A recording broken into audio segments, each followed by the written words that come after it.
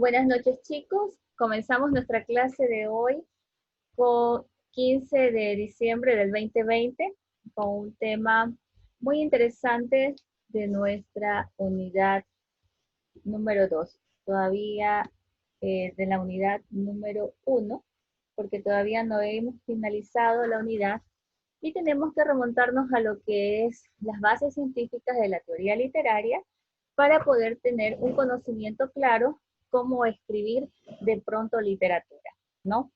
¿Cuándo escribe literatura? Cuando uno plasma una palabra en un escrito.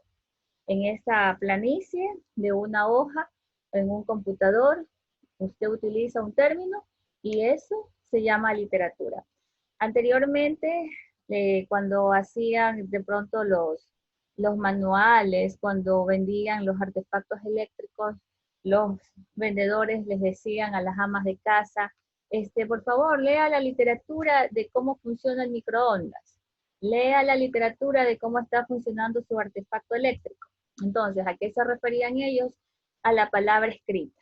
Entonces, desde ahí nosotros tenemos que diferenciar la palabra escrita, que ellos tenía esa connotación de literatura, y lo que nosotros vamos a considerar como una base científica literaria. Aquí hay diferencia. ¿Cuándo nos llegamos nosotros a la parte científica? Llegamos a la parte científica cuando hay una indagación, cuando hay una investigación, cuando hay un descubrimiento, cuando nosotros pasamos por un proceso de experimentación, es decir, pasamos por un proceso de teoría y de práctica, ¿no? Entonces, ¿qué es una base literaria? Es cuando tenemos conocimientos a priori y también tenemos conocimientos actuales sobre lo que es una teoría, por ejemplo. Una teoría literaria podríamos descubrirla en lo más reciente que nosotros hemos vivido, el existencialismo. Vimos a cantidad de personas que estaban encerradas y que no podían salir y que prácticamente estaban perdiendo sus trabajos y además querían salir, exponerse, a sabiendas que si salían podían contagiarse. Entonces, estamos en un terreno de existencia, de sobrevivencia, podríamos decirlo. Entonces, esa es la teoría del existencialismo, ¿no? Las cosas muy cotidianas que nos preocupan, que nos llegan, que nos dañan a veces, el no poder afrontarlas, el tener de pronto una familia o unos padres que ya están muy mayorcitos y no poderlos ayudar, ¿no? Entonces, esa base, ese sentimiento que es percibido, tiene una percepción de conocimiento. No solamente es una percepción sensible, sino es una percepción de conocimiento, porque ahí como que recordamos, tenemos memoria y recordamos lo anterior. O sea, ¿cuándo nosotros hemos vivido situaciones parecidas? Yo creo que nunca. Y en nuestra historia hemos pasado algunas plagas, pero de esta, que realmente es a nivel mundial, porque siempre se menciona la plaga que vivió la ciudad de Guayaquil, los incendios de la ciudad de Guayaquil, los temblores de Cuenca, etcétera, etcétera, no lo hemos vivido a nivel mundial. Esta pandemia, se podría decir, es a nivel mundial. Entonces ahí tenemos una percepción de conocimiento. No solamente una percepción sensible, sino también de conocimiento. Aquí involucra varios continentes, varios países del mundo. Entonces ya tenemos esa base científica, esa base literaria, esa teoría literaria. Entonces con este apreciación que podríamos decir, podemos qué cosa, la vez anterior se lo dije, podemos argumentar, podemos formular hipótesis, podemos hacer citas, porque de pronto nosotros nos podemos remontar, o sea, tal vez como la Primera o la Segunda Guerra Mundial que afecta al mundo, podemos decir que esto también afectó, pero de otra forma, en otra magnitud. Un virus que nos ha lastimado y las consecuencias son terribles, ¿no? Entonces, en base a esas bases científicas, que son conocimiento, recuerde, percepción con conocimiento, cuando usted escribe, percibe, o percibe en la parte de sus sentidos, pero percibe ahora con conocimiento cuando se empodera, ¿verdad?, de la teoría. En este caso, el existencialismo, que yo creo que es el más cercano. De pronto puede ser el pragmatismo. ¿Qué quiere decir? La realidad.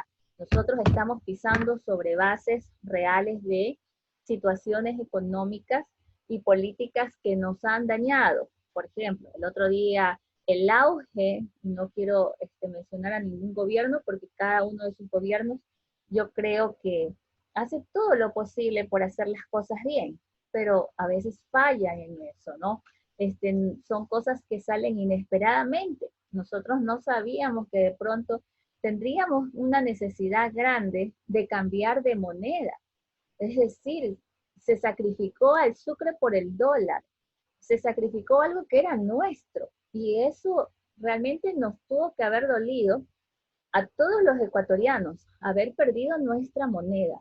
Pero sin embargo, ahora ya pasó el tiempo, había muchas personas que pensaban que era lo más negativo que se pudo dar en ese momento, pero como que de ahí surgió la esperanza y nos damos cuenta que si no es por el dólar, tal vez estuviéramos peor, ¿no?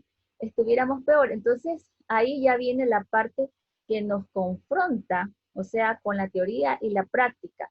Fue doloroso, pero aprendimos a caminar, ¿verdad? Aprendimos a valernos por nosotros mismos. Vino un auge en donde se tenía mucho dinero.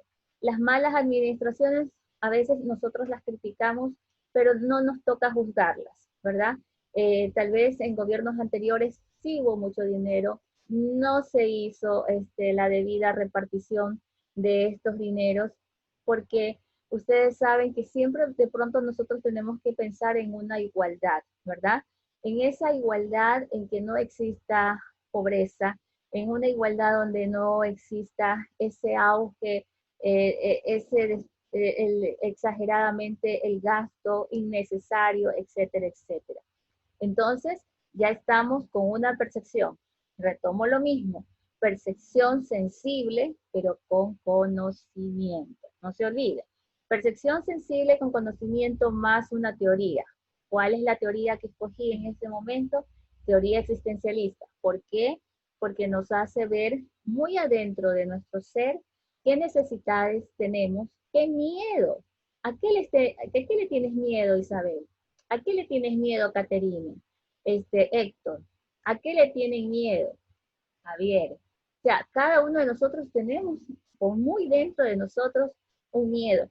A lo mejor no es, por ejemplo, el miedo a la oscuridad, porque dentro de la oscuridad hay luz, y eso es innegable. Dentro de una oscuridad, en un lugar oscuro, siempre hay luz, porque la luz es la que usted la lleva adentro. No hay una ceguera negra, ni hay una ceguera blanca. La ceguera está dentro de los horizontes que nosotros vemos en las personas que nos destruyen. Entonces, que obran sin pensar o obran con ambición, porque de pronto sí lo piensan, pero sin embargo más vale la ambición y van haciendo daño en lo que ellos van haciendo, ¿no? Entonces yo le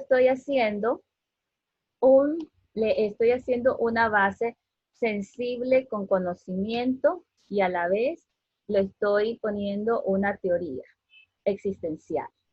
Una teoría existencial que va dentro de mí y tiene que fluir hacia afuera. Todos mis miedos, todos mis temores, todas mis angustias, reflejarse en dónde? En una teoría que pueda aterrizar, como es la realidad. Y eso es lo que es la teoría, el pragmatismo. O sea, ¿qué realidad me hace ver mi miedo, mi angustia, pero de una forma ya no de temor, o sea, de desesperación? O sea, sí, tengo miedo, pero ahora ya eso lo que puedo combatir de una forma más objetiva para poder buscar una solución a lo que estoy viviendo. Entonces, primero, esa es mi reflexión. Combino la parte científica con la parte teórica y la parte literaria. ¿Cuál es la parte literaria ahora? La parte literaria es la que usted la vive. La parte literaria se parece a lo que usted está sintiendo en este momento. La parte literaria son su forma de comunicación. Recuerde que en literatura nosotros nos manejamos con tres variables. La comunicación, ¿verdad? El arte y la perspectiva literaria o la teoría literaria. En literatura nos manejamos con esas variables o con esos ejes. Entonces, ¿cuál sería el eje importante en literatura? La comunicación de sacar dentro de sí esos temores, esos miedos que de forma objetiva usted va a plasmar en una realidad, ¿sí? Entonces, ahí usted puede combinar estos aspectos para poder crear, para poder escribir. Por eso yo empecé diciendo, hoy día vamos a hablar de la literatura. ¿Pero qué es la literatura? Antes se la consideraba, seguramente muchas personas ya mayorcitas también lo dirán, literatura o muy jóvenes también, ¿por qué no? Dirán, literatura es la palabra que comunica, aquella palabra que nos va a comunicar un conocimiento sensible, un conocimiento práctico, un conocimiento de vida. ¿Ok? Entonces, con esto que hemos reflexionado de alguna manera, nosotros vamos a hacer una actividad. Les voy a poner un foro en donde usted va a hacer esa reflexión en cuanto a lo que piensa con esta unión que yo considero mágica, una unión tal vez esta poética, la unión de algo real, abstracto, ¿verdad? ¿Y qué sería el abstracto? El abstracto sería aquello que nosotros no tocamos, es lo intangible, ¿verdad? No podemos tocar esa materia que no se ve, pero se siente. Se siente en el mundo el dolor, se siente en el mundo el llanto, se siente en el mundo que realmente nos necesitamos los unos a los otros, ¿verdad? Y con lo que es real es prácticamente el virus que estamos combatiendo, ¿no? Con esto, si hay alguna inquietud por parte de ustedes para poder proceder al foro.